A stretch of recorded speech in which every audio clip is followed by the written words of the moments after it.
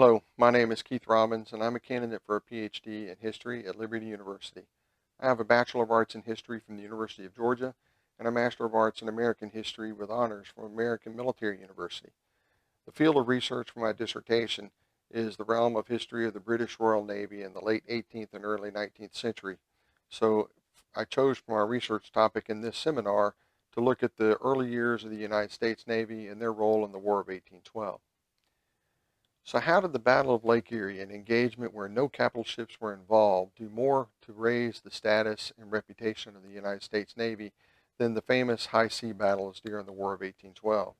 And how did the combined actions of the Navy position the United States as a maritime nation and naval power after the war?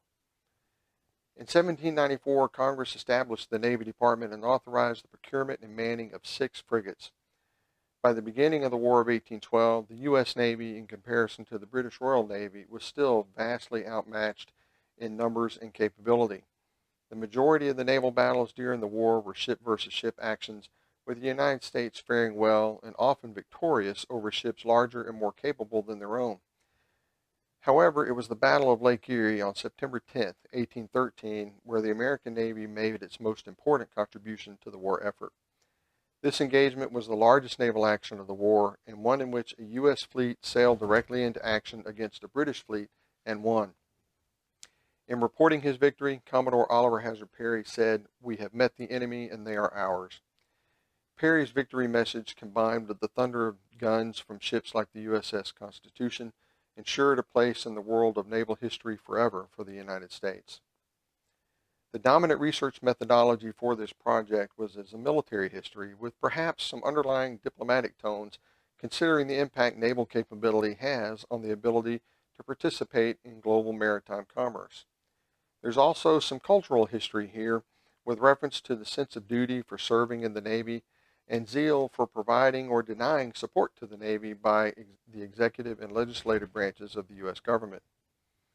Sources for this effort included a host of primary sources from the period of the War of 1812, representing both the American and British perspective, along with a collection of modern and classic naval histories for support. The evidence does reveal support for the primary thesis question from both a military and public relations perspective. Alfred Thayer Mahan noted the significance of the battle and how it helped to stress the importance of the influence of control of the water upon the course of events. Although larger by scale than the ship versus ship actions on the Atlantic, the Battle of Lake Erie still ranks as a small action at just 15 ships and about 1,000 men. John Mahon called it one of the decisive battles in American history when one considers the results, pointing out how when Perry gained control of Lake Erie and the waterways between Upper Canada and Michigan, the initiative in this theater of the war shifted to the U.S. The British then had to withdraw, thus ensuring the Northwest remained for the United States. A letter from the State Council of New Jersey stated Perry had advanced the naval glory of the United States.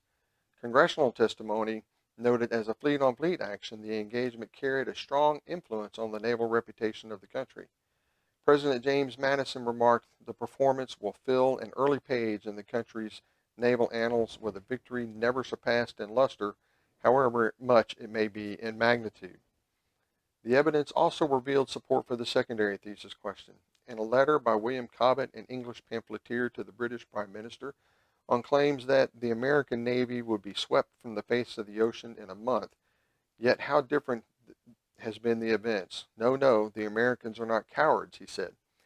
The success by the big American frigates on the high seas demonstrated a higher degree of skill in gunnery and ship handling by their captains and crew, but also of superior ship construction.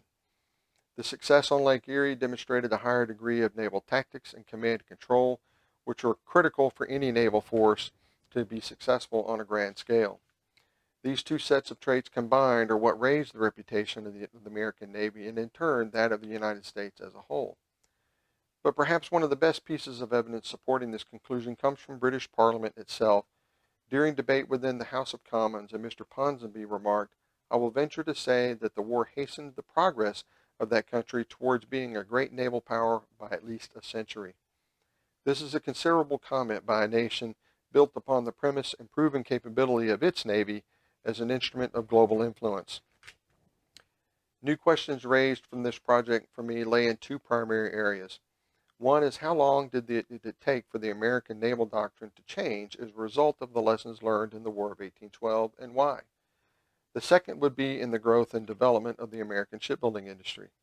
Ship performance in the war validated the skill and talent that resided in American shipyards, but what were the main factors affecting a continuous effort in creating new and better ships for the Navy, and why?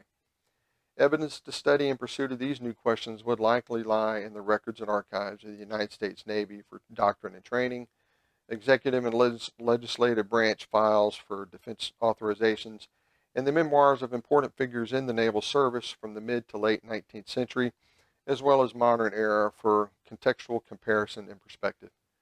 Thank you very much.